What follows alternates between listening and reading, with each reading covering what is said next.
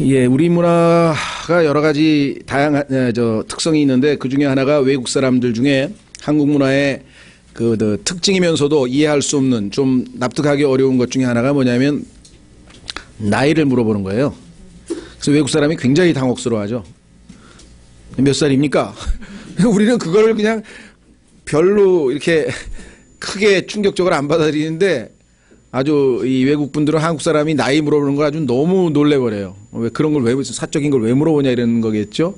근데 우리는 그 유교 문화에서는 서열을 정해야 되지 않겠소. 당신이 많은지 내가 많은지 그래야 존댓말을 쓰든 반말을 쓰든 뭐가 나가야 이런 것 때문에 그렇죠. 그렇죠. 예, 그래서 우리에게는 익숙해졌는데 그게 잘 안 돼요. 근데 우리나라의 영적 생활도 좀 그런 것 같아요. 교회 다니는 사람들하고 만나서 대화하다 보면 언제부터 신앙생활 하셨어요? 신앙 경력이 얼마 되냐? 이거부터 또 물어보는 분이 있어요. 그래가지고 한 5년, 그럼 이건 뭐 한참 후배네. 보통 이제 그렇게 되는 거예요. 어쨌거나, 올 한 해도 하여간 지나가고 있어서 신앙적으로 또 나이가 한 살 더 먹는 것 같아요. 저도 가만히 생각해 보니까 만 35년이네요. 1월 1일이 되면 예수 그리스도를 믿고 구원받은 지가 제가 영적으로 만 35살이 됐는데, 35년이나 됐는데, 하나님께서 보면 지금 몇 살이 됐을까? 이게 또 이제, 그렇죠. 예, 우리 따님이라고 해야 되나? 이름을 대면 또, 제 딸은 내년에 30살이에요. 예, 그런데 아마 여러분들, 제가 한 10살쯤 돼 보이는 것 같은데, 잘 보면 10살, 그렇죠? 어떻게 보면 더 어리게 보시는 분도 계실지 모르겠습니다만은, 이게 정신연령은 안 큰 거죠. 신체적으로도 보면 지금 30살 나이가 아니죠. 그렇죠? 예, 그러니까 뭔가에 성장에 문제가 있었던 것인데 그러면은 과연 우리의 신체적 또는 정신적 성장에만 문제가 있는 것이고 그러냐? 그렇지 않습니다. 영적인 경우에도 성경에 보면 이 성장 지지나 성장이 잘 안 되는 문제에 대해서 얼마나 하나님께서 자주 언급하시는지 막 곳곳에 그렇죠? 예. 그 부모로서 자식이 자라나지 않는 것에 대해서 참 얼마나 우리가 이 애타하는 것을 생각하면 참 하나님께서도 마찬가지인 것 같아요. 신체적인 발달은 또 어마어마하게 이루어져서 막 키가 1m 80에 막 이런 등치인데 정신 연령은 3살 막 이런 아이가 또 있어요. 이게 발달 장애아 중에 그러면 정말 얼마나 다루기가 힘든지 몰라요. 예. 그런데 제가 보니까 신앙생활 30년에 영적 나이 3살 그러면 이건 진짜 더 힘들어. 제가 여태까지 접해보니까 더 힘들어.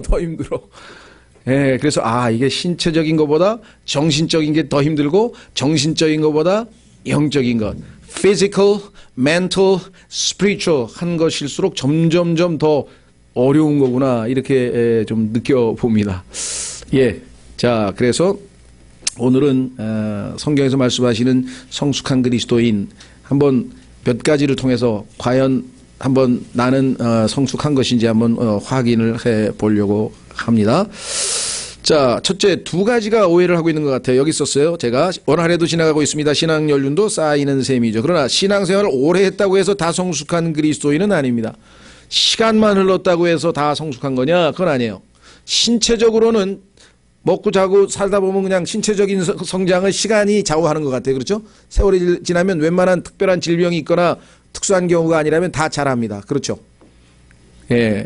자, 그런데 두 번째, 또 성경을 많이 안다고 해서 다 성숙한 그리스도인인 것도 아닙니다. 여기에 많은 사람들이 오해를 하는 거예요. 무슨 소리냐?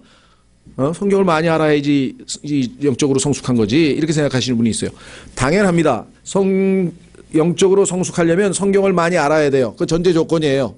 그러나 성경만 많이 안다고 해서 그것이 성숙한 거냐? 그렇지는 않아요. 여기에 이제 문제가 있는 것이에요. 예. 이거를 구분하지 잘못하면은 아주 영적 바리새인이 되기가 쉽습니다. 예. 자, 그래서 2가지 오해하지 마시기 바랍니다. 신앙생활 오래 했다. 그것이 나의 영적 성숙을 보장해 주느냐? 아니다. 성경을 많이 배워서 지식적으로 많이 쌓았다. 그것이 나의 영적 성장을 보장해 주느냐? 아니다. 라는 것입니다. 왜?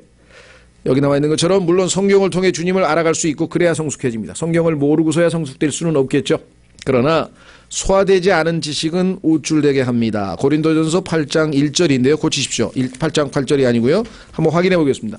성경을 읽으면서 한번 확인해 보도록 하겠습니다. 고린도전서 8장 1절. 여기 계신 분들 중에서 나는 성경을 배우면 배울수록 겸손해졌지 한 번도 우쭐대 본 적이 없다. 그런 분은 거의 없거든요. 왜? 그럼 성경이 틀렸잖아요. 지식은 우쭐대게 한다 그랬으니까 지식은 우리를 우쭐대게 만들거든요. 그런데 이 말씀을 통해서 아차 그러면 안 되지 하고 우리가 의지적으로 겸손해지려고 하나님 앞에 자신을 부인하고 낮출 때에 가능해지는 것이지 이 말씀 자체로 따르면 지식 자체는 우리를 우쭐대게 할 수가 없어요. 그렇죠? 할 수밖에 없어요. 왜? 그렇게 몰라. 왜 이렇게 모르지? 뭐 이렇게 되죠. 예. 자, 8장 1절. 이제 우상들에게 바친 것들에 관하여는 우리가 다 지식이 있는 줄로 아나니 지식은 우쭐대게 하나 사랑은 세워주느니라. 예. 그래서 머리에서부터 심장까지 길이가 20cm인데 그게 가장 긴 거리라고 그러죠. 예.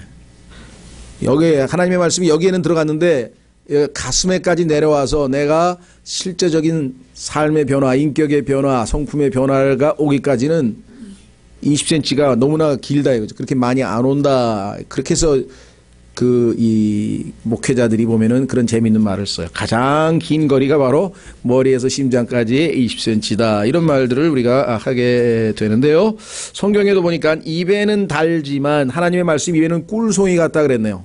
들을 때 맞아. 그거구나. 아멘. 맞습니다. 아멘. 하고 막 깨달을 때는 정말 우리 마음이 뭐 성경에 보니까 타오르기도 하고 타오르기도 하고 막 그 말씀 깨닫는 순간에 기쁨이 막 있고 그런데 막상 실천해. 그렇죠. 원수를 사랑하라. 와, 내가 이렇게 고상할 수가. 근데 원수 사랑하려고 그러면 어떻게 되겠어요? 주는 것이 받는 것보다 더 복되도다. 야, 주는 게 더 행복한 거구나. 난 여태까지 받는 줄. 그런데 막상 실천해 보려면 실천이 잘 안 된다 이 말이죠. 예, 그럴 때는 자기 자신을 부인하고 실천하는 수밖에 없죠. 믿음으로 실천하는 수밖에 없죠. 그렇죠? 아담의 성품으로 안 되는 것은 항상 생명의 성령의 법에 의해서 우리가 다스려야 되는데, 자, 계시록 10장 9절 한번 보겠습니다. 입에는 달지만 배에는 쓴 것이 하나님의 말씀입니다. 이 특성이 있어요. 그래서 신앙생활이 어려운 것이에요. 지식만으로 해결될 수 없는 신앙생활. 계시록 10장 9절.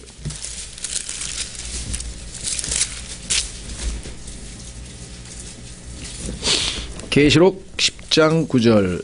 내가 그 천사에게 가서 그에게 이르되 그 작은 책을 내게 주소서 하니 그가 내게 이르되 그것을 가져다가 먹으라. 그것이 내 배는 쓰게 할 터이나 내 입에서는 꿀같이 달리라 하니라. 그렇죠?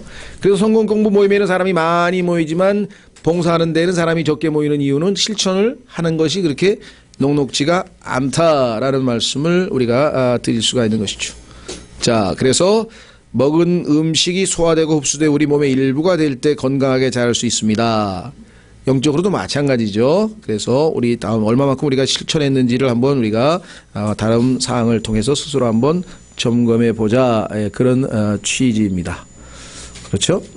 예. 자, 그래서 첫 번째 자신이 누구인지 알고 계신가? 어린아이가 성장하다가 소년기를 지나서 이제 소위 말하는 사춘기에 들어, 요즘에는 그걸 중2병이라고 하더라고요. 난 처음에 중2염인 줄 알고 왜 요즘에 애들이 귀가 좀 안 들리나? 하도 귀에다가 뭘 꽂고 다니니까. 그게 아니고 중2가 되면 그냥 도저히 컨트롤이 안 된대요. 그냥 뭐 애가 그냥 막 질풍노도처럼 되는지 아니면 무슨 뭐 우울증에 걸리나. 하여간 중2는 가만 건드리면 안 된다는 의미에서 중2병이라고 그렇게 소문이 났더라고요. 그 정도로 아마 좀 우리 사춘기가 빨라진 것 같아요. 그러니까 이제 자의식이 생기는 거예요. 자의식. 그때까지는 뭣도 모르고 지내다가 어느 날부터 가면서 내가 누구지? 뭐 이런 생각을 막 하게 되면서부터 막 거울을 막 하루에 30분씩 1시간씩 들여다보질 않나. 그냥 하여간 뭐 뭔가 이상하게 하여간 막 그런 어떤 그 삶에 있어서의 어떤 전환점이 생기는 것이 바로 이것이에요. 그리스도인은 영적 성수에서도 마찬가지입니다. 신앙생활을 통해서 구원받았구나. 야, 이제 지옥에 안 가는구나. 이제 하늘나라 가는구나. 야, 너무 좋다. 그러고 막 잘 나가다가 어느 순간에 뭐예요? 자신의 옛 모습으로 다시 돌아가는 모습, 그렇죠? 하면 할수록 잘 안 되는 것이 신앙생활이구나. 이게 말로만 되는 게 아닌데 하면서 막 이제 갈등과 이런 것을 겪게 될 때 하나님 앞에서 자기 자신을 이제 보게 되는 거죠. 그렇죠? 도대체 내가 누구인가? 그렇죠? 예, 그래서 자기 정체성을 확인하면 이제 다시 또 새로운 이 성장의 출발점이 되는 것 같아요. 자, 그래서 여기 보시면 디모데전서 1장 15절에 아주 엄청난 고백을 듣습니다. 디모데전서 1장 15절. 디모데전서 1장 15절에 가면은 구원에 관해서 잘못 배운 사람들은요, 자기 자신을 착각하고 있는 게 있어요. 그것은 뭐냐면, 너 죄인이냐 의인이냐 이렇게 물어봅니다. 그래서 죄인이라 그러면 구원 못 받았네, 의인이라 그러면 구원 받았네, 어떻게 의인이 되냐, 그런 이제 복음을 그러나 우리가 성경에서 말씀하시는 의인이라고 했을 때 그 의인은 두 가지 의미가 있어요. 그것은 뭐냐면 신분상, 그렇죠? 예수 그리스도께서 우리를 의롭게 하셨기 때문에 우리가 의인이지만 실제 내가 의로운 모습을 현재 보여주고 있는 그런 의미에서의 의인이냐라고 봤을 때에는 아니라는 것이죠. 그렇죠? 마지막 예수 그리스도께서 오셔서 우리가 호련히 영광스러운 몸으로 바뀌고 예수 그리스도처럼 변화될 때는 그야말로 성경적 의미에서 우리도 의인이 되겠지만 지금 이 상태에서는 예수 그리스도로 옷 입고 있기 때문에 그 예수 그리스도를 통해서 하나님께서 나를 바라보실 때 나를 의롭다, 의인으로 인정해 주시는 것이지 내가 지금 완전히 의인의 자격 요건을 이미 충분히 다 갖추었는가, 그건 아니라는 것이죠. 그렇죠? 이 두 가지를 혼동을 하는 게.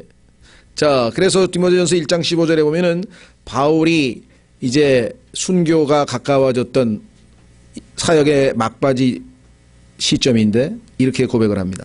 이것은 신실한 말이요 온전히 받아들이기에 합당한 말이니 곧 그리스도 예수님께서 죄인들을 구원하시려고 세상에 오셨다는 말이로다. 죄인들 중에 내가 우두머리니라. 점점 신앙생활을 깊이 하다 보니까 점점 하나님께 가까이 다가갔고 하나님께 가까이 다가간 자신의 모습을 보니까 과거보다 훨씬 더 죄인이라는 사실을 인식하게 됐고 그 결과 그는 고백하기를 나는 죄인의 우두머리라 이렇게 고백하잖아요. 그렇죠? 예. 이건 성경에 자주 있는 겁니다. 예수 그리스도께 가까이 가면 갈수록 그분의 거룩함과 의로움 앞에서 자신이 얼마나 의롭지 못하고 얼마나 세속적이고 얼마나 더러운지를 보게 되는 것이에요. 그렇죠? 예. 1m 떨어져서 거울을 보면 괜찮은 거 가까이 가서 보세요. 뭐 주름도 보이고 뭐 다 별의별 게 다 있죠. 그러니까 하나님 앞에 얼마만큼 가까이 갔느냐에 따라서 자기의 인식하는 정도가 달라지는 겁니다. 예. 자, 그래서 예수님께서도 예수님께 나오는 자, 왜? 내가 온유하고 겸손하니 내게 와서 배우라 이렇게 말씀을 하셨죠. 자, 그래서 성경에 보면요 이런 고백들이 자주 등장합니다. 자, 그래서 시간상 한 구절만 찾아보겠습니다. 자, 여기 나와 있는 것들은 나중에 여러분들이 한번 찾아보시고요. 자, 베드로를 한번 보세요. 베드로 전서. 베드로 전서와 베드로 후서를 통해서 우리는 베드로의 자기에 대한 평가가, 자아의식이 어떻게 바뀌었는가, 자기를 어떻게 보게 됐는가. 자, 베드로 전서를 쓸 때는 이렇게 얘기를 합니다. 1장 1절, 베드로 전서 1장 1절, 예수 그리스도의 사도 베드로는 딱 썼습니다. 그렇죠? 예. 자, 베드로는요, 예수님께서 지어주신 이름입니다. 예, 반석이라는 그런 이름이죠. 그래서 맨 앞에 이제 우리말은 이제 뒤로 가지만 영어의 경우에는 맨 앞에 피터가 나와요. Peter, an apostle of Jesus Christ. 예수 그리스도의 사도다. 얼마나 뭐랄까 마음이 뿌듯했을까요? 나 같은 어부가 이 베드로로 시몬이었던 옛사람 아담이 변화돼서 거듭나서 베드로가 돼서 예수 그리스도의 사도, 이제 물고기 낚는 어부가 아니라 사람을 낚는 어부가 되었도다 하면서 아주 굉장히 자긍심에 이렇게 썼을 것 같아요. 근데 왜 갑자기 베드로 후서로 가니까 딴소리를 하고 있을까요? 한번 보세요. 여러분 생각은 어떠세요? 자, 요렇게 성경에서 뭔가 숨겨져 있는 것을 찾아내는 것, 이걸 팩트 파인딩이라 해요. 야, 보니까 이상하다. 베드로가 뭔 심경의 변화를 일으켰나? 왜 베드로전서 1장 1절에서는 이렇게 자기를 소개하더니 베드로 후서로 가니까 자기 소개를 조금 달리 했다 이 말이죠. 어떻게 했습니까? 예, 예수 그리스도의 종이며 사도인, 사도 앞에 종을 집어넣고요. 그 다음에 베드로 앞에 시몬을 집어넣었어요. Simon Peter, a servant and an apostle. 가만히 있어봐. 내가 지난번 너무 그게 아니고 자꾸 신앙생활을 해보니까 나는 여전히 아직도 옛사람 아담이었을 때의 시몬의 모습이 아직도 내 안에 있구나. 그리고 내가 하나님께 보내심을 받은 사도이기 이전에 나를 핏값으로 사신 예수 그리스도를 섬기는 종이구나. 그래서 자기가 시몬이요 종이라고 하는 사실을 다시 한번 되새기고 있잖아요. 그렇죠. 신앙은 성숙해서 주님 만날 날은 다가오는데 점점 어떻게 해요? 자기가 누구인지를 아는 겸손해지고 져가고 있는 베드로를 보죠. 얼마나 우리에게는 좋은 예입니까? 그렇죠? 거꾸로 돼 있는 게 아니라 이 말이에요. 자라면서 점점 자신이 하나님 앞에서 어떤 존재인지를 인식하게 된다. 이게 올바른 정체성이에요. 나는 누구인가? 지난번 우리 46개 봤죠? 42개. 예. 원래 기말 시험 같으면 학교 같으면 시험을 보는데 그죠? 예. 나는 누구인지 자기의 그리스도인으로서의 정체성 42개 중에서 30개를 쓰시오. 그러면 이제 써야죠, 여러분들. 나는 누구인가? 자, 그래서 첫 번째는 하나님 앞에 자신이 누구인지를 알고 신앙생활 하는 건지, 좋아서 그냥 마냥 어린애처럼 뛰어노는 건지, 그거 잘못된 건 아닌데, 어느 정도 성숙했냐 이거죠? 오늘 보니까 어린아이 때는 말도 어린아이처럼 하고 행동도 어린아이처럼 얼마나 귀여워요. 그렇죠? 예, 그런데 뭐, 한 15쯤 됐는데 그냥 행동은 여전히 어린아이 같다. 그러면 이건 뭔가 문제점이 있다는 거죠. 자, 그래서 두 번째, 어린아이의 일을 버렸는지요? 버리라고 했으니까, 자, 그럼 어린아이는 어떤 사람이 어린아이인가? 쉽게 얘기하면요. 세상이 자기 중심으로 돌아갑니다. 모든 게 자기가 중심, 자기 중심적, 에고센트릭, 자기 중심적, 에고, 자기가 모든 것의 중앙에 있어요. 모든 사람이 자기를 바라봐야 돼. 다. 그렇죠? 네. 세상의 모든 일도 나를 중심으로 돌아가야 되고. 그렇죠. 이걸 우리가 어린아이라고 얘기를 하는데요. 자, 고린도전서 3장에 써 있어요. 답답한 노릇이다. 왜 아직도 그렇게 갓난아기 모습을 하고 있느냐.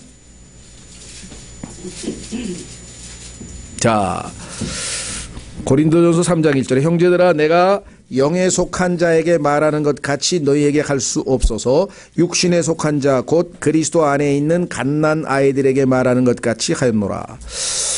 내가 너희를 만난 지가 꽤 오랜 시간이 흘렀고 지금쯤 만나면은 상당히 성숙해서 영에 속한 사람처럼 돼서 대화도 훨씬 깊이가 있고 참으로 영적인 깊이 있는 하나님의 deep things of God, 하나님의 깊은 것들도 가르쳐 주고 싶은데 막상 만나보니 도저히 그런 것을 너희에게 제공해 줄 수가 없다.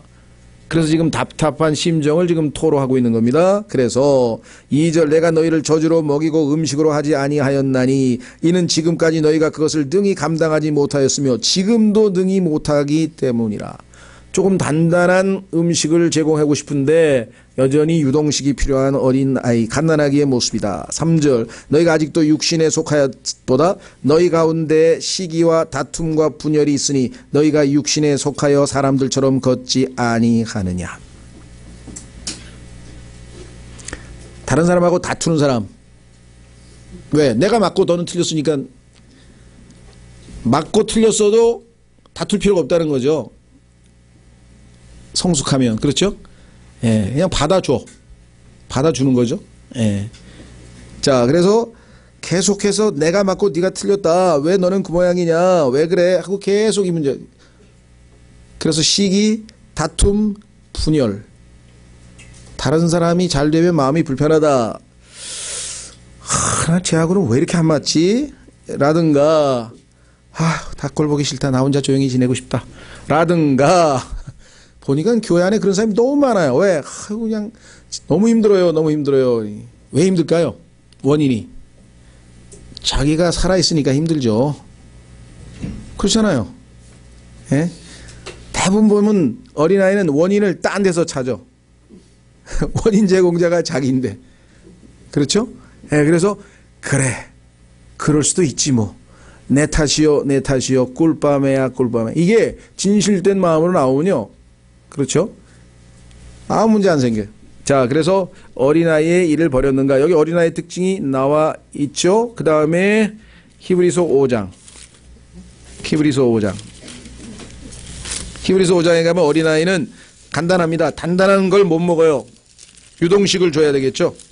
그래서 하나님 말씀에서도 조금 자기 희생적인 거라든가 헌신이라든가 바친다든가 뭐 이런 거 나오면 벌써 부담스러워하고 은혜, 축복 막 촉해서 뭔가 내 마음과 기분을 막 이렇게 너무너무 이럴 때에는 막 좋아하고.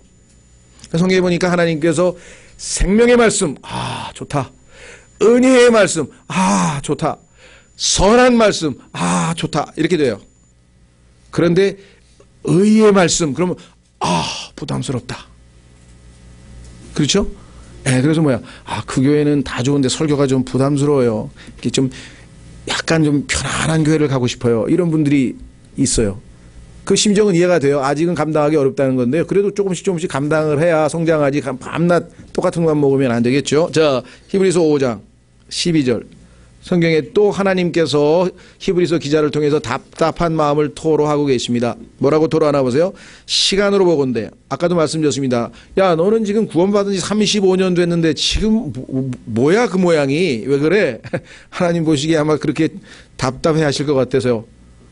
제가 우리 따님을 바라볼 때마다 왜 저럴까? 그렇죠? 그보다 더 심하실 것 같아. 자, 그래서 시간으로 보건대 너희가 마땅히 가르치는 자가 되었어야 할 터이나 하나님의 말씀들의 첫째 기초 원리들을 남에게 다시 가르침을 받아야 할 필요가 너희에게 있나니 너희가 단단한 음식이 아니라 젖을 필요로 하는 자가 되었도다. 단단한 음식을 성경에서 좀 센 음식을 이렇게 제공하려고 하면은 그것을 소화를 못 해내니까 할 수 없이. 13절 젖을 사용하는 자마다 갓난아임으로 의의 말씀에 능숙하지 못하니라. 의의 말씀, 바르게 의롭게 이런 말씀이 나오면 선하고 굿 좋다. 그다음에 생명의 말씀, 은혜의 말씀 이런 것들은 우리에게 금방금방 젖과 빵과 꿀과 이런 거는 많이 잘 들어오는데 단단한 음식, 고기 이런 것들은 우리가 아직 소화가 안 된다.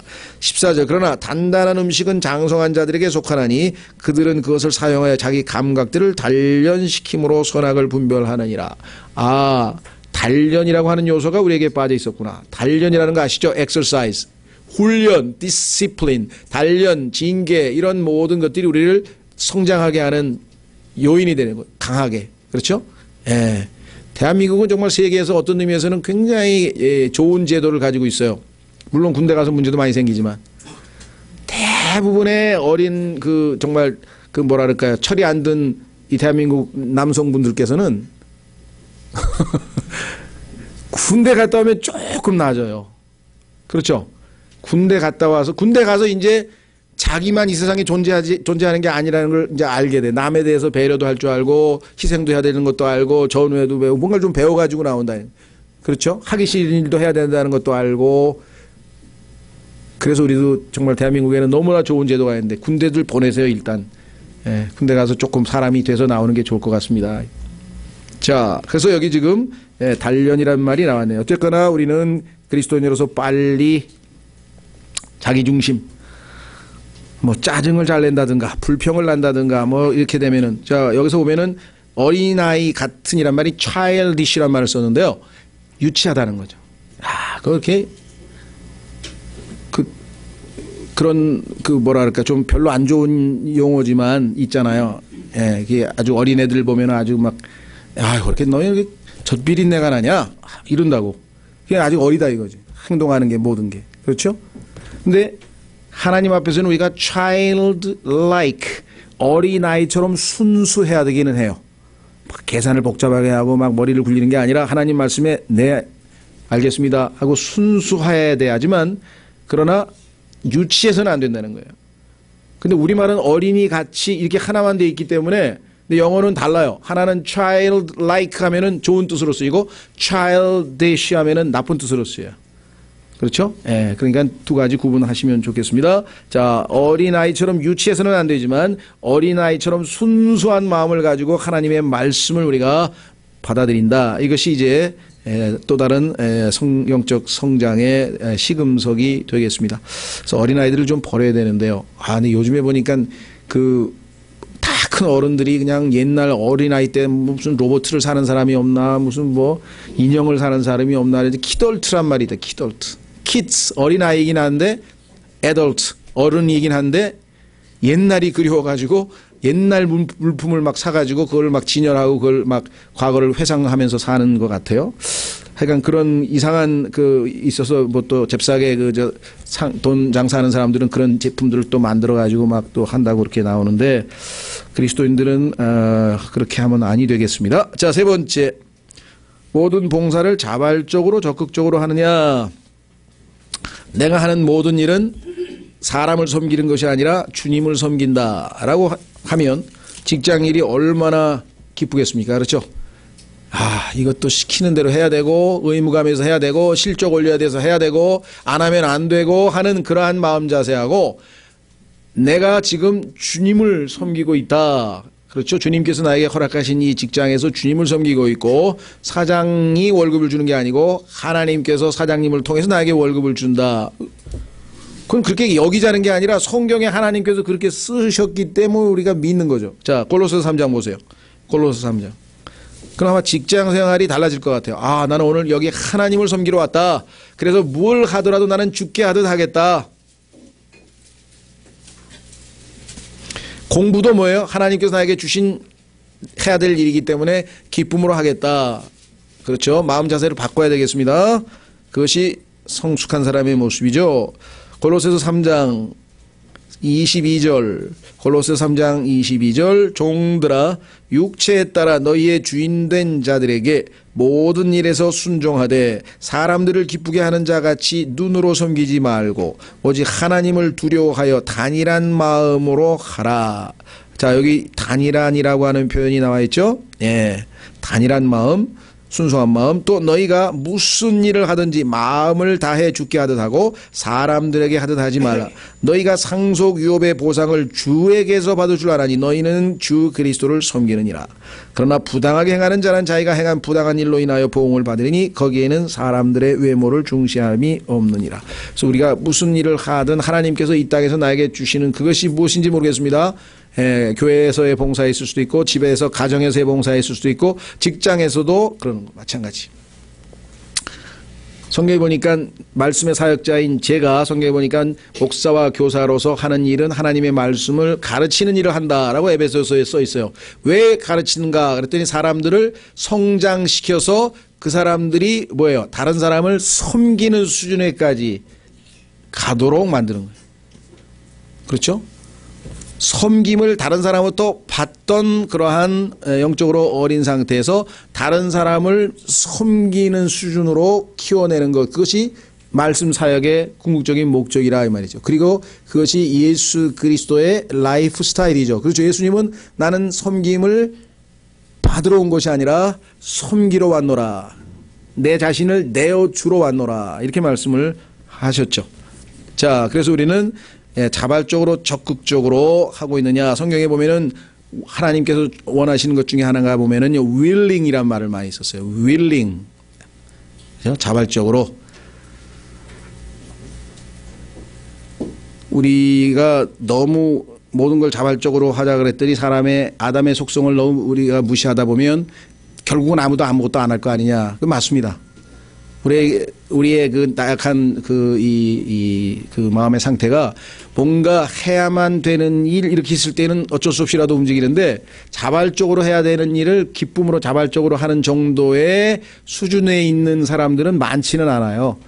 그래서 이제 좀 훈련이 필요하죠. 훈련이 필요합니다. 그러나 조금 성장하게 되면 무슨 일을 하더라도 내가 스스로 결정을 내서 자발적으로 하고 그것으로 인해서 어떤 우리가 자아실현의 보상을 받는 거죠. 그런데 더 놀라운 것은 하나님께서 나에게 베푸신 긍휼과 사랑과 은혜와 축복을 생각할 때 내 인생에서 가장 보람되고 가장 기쁜 것은 하나님을 섬기는 것이요 그분을 기쁘시게 하는 것이다 라는 것을 확실하게 붙들고 있는 사람이라면 그렇죠. 예, 훨씬 더 동기부여가 더 강력하겠죠. 자, 그래서 모든 봉사를 하는데 자발적으로 적극적으로 하는지요. 자발적으로 적극적으로 안 될 때는 어떻게 됩니까? 안 해야 되는 게 아니고 억지로 하는 거예요. 억지로라도 이를 악물고 하다 보면 어느 순간에 하나님이 은혜를 주시면 그때부터 자발적으로 되는데 아무것도 안 하면 그냥 아무것도 안 해요. 그냥 계속 아무것도 안 하는 거예요. 그렇죠? 그래서 때로는 뭐야? 주님, 저는 지금 자발적으로 하고 싶은 마음은 없습니다. 그러나 여기서 안 할 수 없는 거니까 할 때 힘을 주시고 지혜를 주시고 하다 보면 마음이 다시 뭐예요? 기뻐질 수가 있는 거죠. 그래서 여러분들 마귀의 속삭임에 그래 자발적으로 뭐 억지로 하지 말랬는데 안 하면 되지 뭐. 그럼 아무것도 못하고 그냥 계속 가는 거예요. 자, 그래서 다시 한번 봉사의 일을 하는 것이 여러분과 저의 영적 성장의 마지막, 즉 섬기는 자가 되는 거예요. 섬김을 받는 것이 아니라 섬김. 여러분들 우리나라가 전 세계에서 가장 자원봉사가 약한 나라인 걸 아시죠? 선진국 중에서요 자원봉사자의 그 수를 세면은 전 세계에서 우리나라 사람은 자원봉사자가 별로 없어요. 그래서 대한민국 정부에서 어떻게 했겠습니까? 좋다 이거야. 애들 자원봉사하는 애들은 점수를 좀 더 주겠다. 그랬더니 그냥 이제 막 봉사할 필요가 없는데 와가지고 봉사를 하겠다고. 봉사가 필요한 곳에 가서 봉사를 해야지. 와가지고 그냥 봉사할 테니까 그냥 일을 만들어서 봉사를 하고 점수를 달래는 거야. 그러지 마시고요. 그렇죠? 주변에 여러분들이 보시면요. 섬기어야 할 분들이 많이 있습니다. 이렇게 보면 저 형제 외롭겠다. 그럼 가서 교제하고 또 기도도 하고 또 가장 이 큰 섬김 중에 하나는 중보기도입니다. 그렇죠? 보이지 않는 가운데 그 형제를 위해서 기도하는 그 시간을 하라는 거 그거만큼 진실로 왜 아무도 안 알아줄 거 아니야. 저 형제를 위해서 내가 하루에 5분씩 중보기도를 했다. 그런데 아무도 안 알아 하나님만 알고 계실 거 아니에요. 그렇죠? 그냥 100% 상급이네 그거는.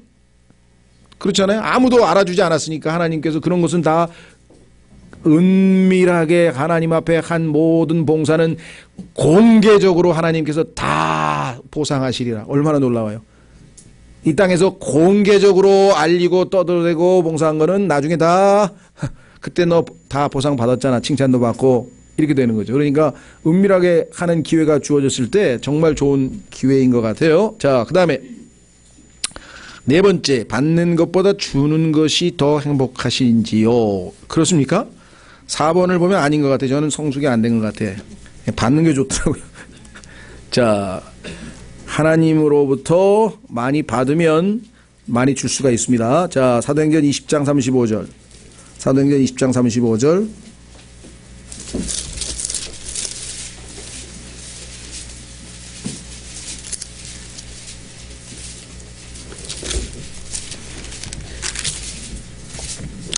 찾으셨어요? 거기 보면은 참 신기한 말이 하나 써 있어요.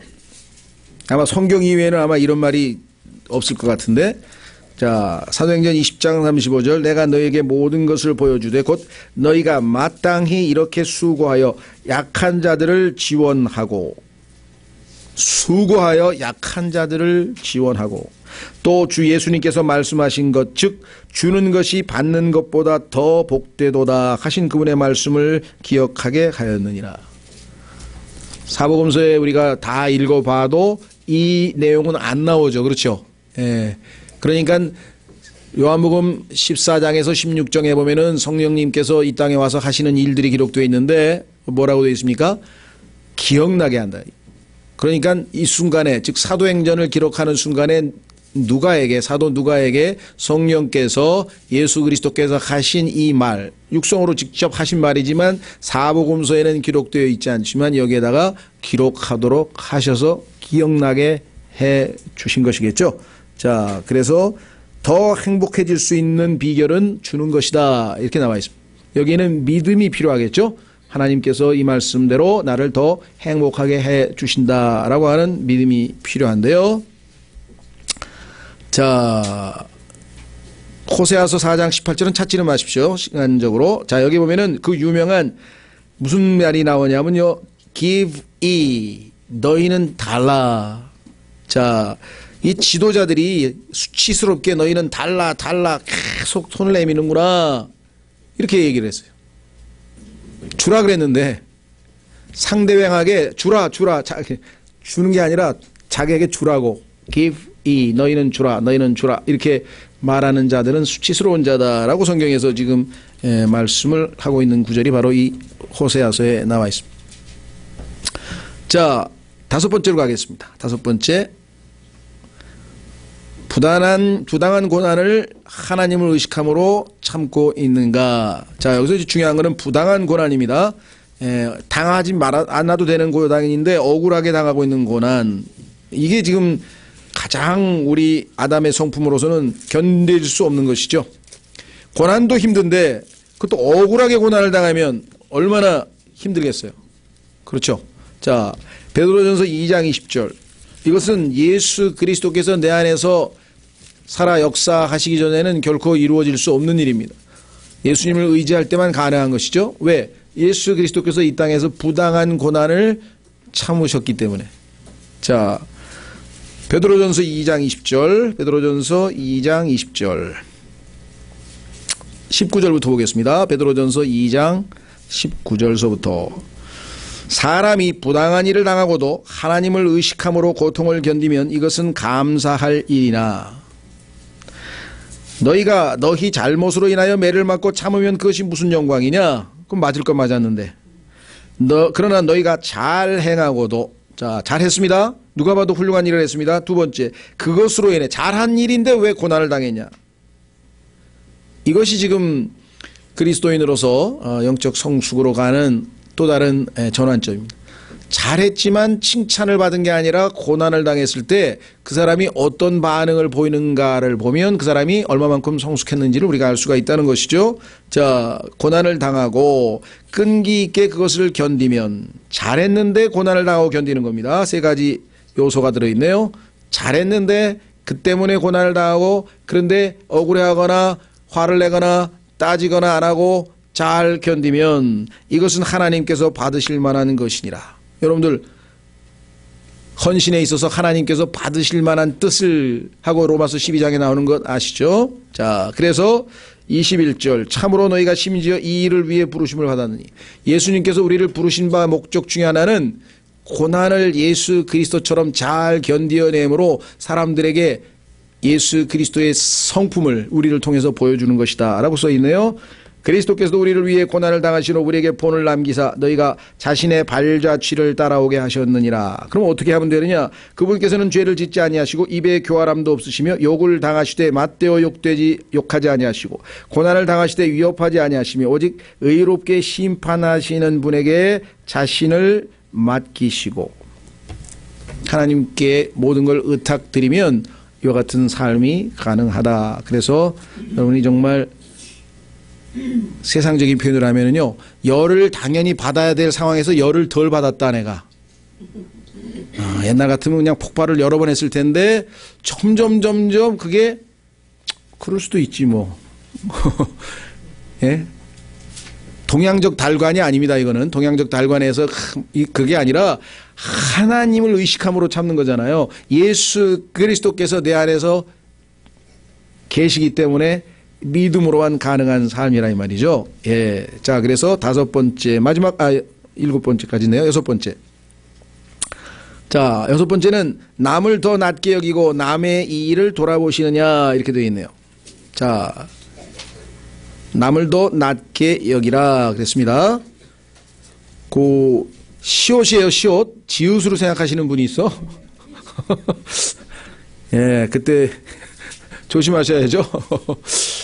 예, 지읒으로 생각하면서 그렇지, 맞아, 내가 높지 다른 사람보다야 이렇게 생각하시는 분인데 그게 아니고 시옷이에요, 시옷. 나보다 다른 사람이 better, 나보다 낫다 이렇게 생각을 하라고 말씀하셨고요. 그 다음에 남의 일을 돌아보십니까 이렇게 얘기를 했어요. 자, 여기서 조심하십시오. 6장 2절로 갑니다. 갈라디아서 6장 2절에 가시면 남의 일을 돌아보는 거에는 두 종류가 있어요. 하나는 edify, 믿음을 세워주기 위해서, 그 사람을 돕기 위해서, 그 사람이 더 잘되게 하기 위해서 이런 돌아보는 것은 좋은 건데, 간섭하려고, 가르치려고, 고쳐주려고. 그렇게 되면 남을 더 낮게 보는 사람은 그렇게 하겠죠. 남을 더 낮게 여기는 사람이 아니고. 그렇죠? 예, 자, 그래서 6장 1절 형제들아 어떤 사람이 잘못에 빠지거든 영적인 너희는 온유의 영으로 그러한 자를 회복시키고 내 자신을 살펴보아 너도 시험에 들지 않게 하라. 너희는 서로 남의 짐들을 지라. 그리하여 그리스도의 법을 성취하라. 그리스도의 법은 서로를 섬기는 법이고 서로를 사랑하는 법이고 서로 짐을 지어주는 법입니다.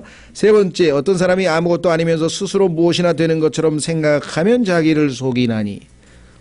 바울처럼 저는 죄인의 우두머리일 뿐입니다. 저는 비참한 사람입니다. 저는 제 자신을 너무나 혐오합니다. 저는 죄로 가득 찬 사람이옵니다, 주님. 이렇게 얘기하는 것이 정상적인데 그거를 nothing이라는 거야. 왜? 성경에 보니까 너희는 nothing이 아무것도 아니야. 그런데 자기를 something으로 생각하시는 분이 계신다니까. 어딜 감히 내 앞에서 이런 생각이 들면 그렇죠. 예. 다윗도 얼마만큼 성숙됐냐면요. 비참하게 됐는데 아들이 반역을 일으켰어요. 도망을 치고 있습니다. 그렇죠? 예, 그래가지고 그냥 팍 가니까 꼴 좋다 다윗. 한때 폼 잡더니 저 비참하게 됐네 하면서 막 저주를 퍼부으면서 막 조롱을 하고 있다.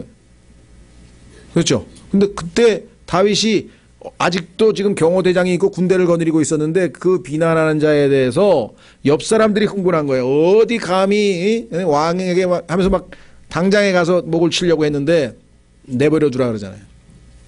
내버려 두라. 여러분 그런 적 있으세요? 여러분에게 막 누가 그냥 억울하게 막 조롱하고 비판할 때 내버려 두라. 왜 그런 줄 아세요? 그때 하나님께서 저 사람을 시켜서 나를 조롱하라 하셨는데 네가 왜 간섭하느냐. 여러분들이 고난을 당하는 순간에 하나님의 손길을 느낄 수 있을 정도로 성숙하면요. 자유로운 거예요. 이 세상에서. 정말 자유롭게 사실 수 있어요. 아무도 내 마음을 건드릴 수가 없어. 다윗은 그 상까지 간 거예요. 왜? 머리에 생각이 뭐예요? 주님께만. 그 생각이 주님께 머물러 있는 자에게 하나님께서 완전한 평강으로 지키시겠다는 이사야서 26장 3절의 말씀처럼 생각이 어디에 있어요? 저 사람이 나가면 조롱을 해. 그거 신경도 안 쓰여. 아무렇지도 않아. 더 조롱해도 괜찮아. 그럼 뭐예요? 그런데 하나님은 긍휼이 많으신 분이야. 그런데 하나님의 종인 자기가 이렇게 비참한 꼴을 당하는 모습을 하나님이 보시면 내가 얼마나 짠해 보이실까? 그러면 하나님이 나를 잘 해주시지 않겠는가? 그렇게 생각했기 때문에 하나님께만 초점이 맞춰져 있기 때문에 비판하고 욕하는 사람에 대해서는 신경을 안 쓰셨다. 그렇죠. 예, 이것이 다윗의 성숙한 모습이고 하나님께서는 내 마음에 합한 자다. 내 마음에 딱 드는 자다. 예? 자기 걸 다 포기했죠. 나는 관심 없어. 다른 사람이 나한테 무슨 짓을 하든 남은 하나님께서 나를 어떻게 여겨주시느냐가 내 삶의 모든 초점을 거기에 맞추고 있습니다. 영적인 성숙한 사람의 모습이다. 그랬습니다. 예, 그러면 다른 사람이 나한테 뭐 욕을 하든 조롱을 하든 괜찮아요. 왜? 하나님이 나를 불쌍히 여길 기회를 자꾸 만들어주는 거잖아, 그 사람이. 자, 그 다음에 7번 마지막. 나의 나된 것이 하나님의 은혜임을 인정하시는가. 나에게 아무리 그럴싸하게 그렇죠? 성취가 있고 좋은 일이 있고 뭐가 되더라도 그 순간에 우쭐대거나 그런 마음이 아니라 정말 나의 나된 것은 하나님의 은혜입니다 라는 고백이 나오느냐 이거죠. 바울은요 상상을 초월하게 하나님 앞에 위대한 쓰임을 받았습니다. 고린도 후서를 읽어보면 하나님께서 정말 바울을 이렇게까지 놀랍게 쓰신 것. 그런데 바울은 그 모든 것에 대해서 뭐라고 고백하는 거 아니? 나의 나된 것은 하나님의 은혜라. 내가 아니요 하나님의 은혜라. 이렇게 고백을 했어요. 그렇죠? 그렇게 되면요 남에게 인정받거나 조롱받거나 그것이 나에게 큰 문제를 안 일으켜요. 항상 초점이 하나님과 나와의 관계에서 하나님께서 나를 어떻게 여겨주실까. 그렇죠? 예, 이것을 아까 어린아이는 자기중심적인 삶. 그렇죠?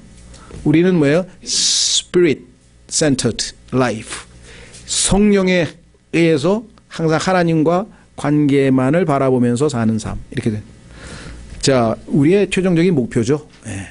갈 길은 멀지만 우리 안에서 자, 이 목표를 이루기 위해서 이미 선한 일을 하나님이 시작하셨는데 하나님께서 마무리하시겠다는 약속이 주어져 있기 때문에 여러분과 제가 오늘 이 말씀 앞에서 소망을 가질 수 있다 이 말입니다. 자, 읽고 마칩니다. 빌립보서 1장 6절. 이 말씀이 우리에게 얼마나 힘이 됩니까? 불가능한 일 같지만 이미 우리 안에서 그 일을 시작하셨습니다. 그런데 그 일을 하나님이 이루시겠다고 하십니다. 하나님의 솜씨를 신뢰한다면, 하나님의 능력을 신뢰한다면 우리가 얼마든지 하나님 앞에 우리 자신을 내어드릴 수가 있습니다. 빌립보서 1장 6절. 빌립보서 1장 6절. 너희 안에서 선한 일을 시작하신 분께서, 선한 일이란 뭐냐? 우리를 그리스도의 장성한 분량에까지 성숙시켜서 예수 그리스도하고 동일한 모습으로 성품으로 만드시는 일이 우리 안에서 이미 시작되었는데 예수 그리스도의 날까지 그 일을 이루실 것, 바로 이것을 나는 확신하노라. 이 확신 가운데 사는 그리스도인이, 그렇죠, 정상적으로 하나님과의 관계에서 하루하루 믿음으로 살아가는 사람입니다. 이 말씀을 잘 붙드시고 늘 하나님 앞에 우리 자신을 다시 한번 점검해보는, 특히 이 한 해 마무리를 짓는 시간에는 이런 때가, 이런 상황이 좀 필요한 것 같습니다.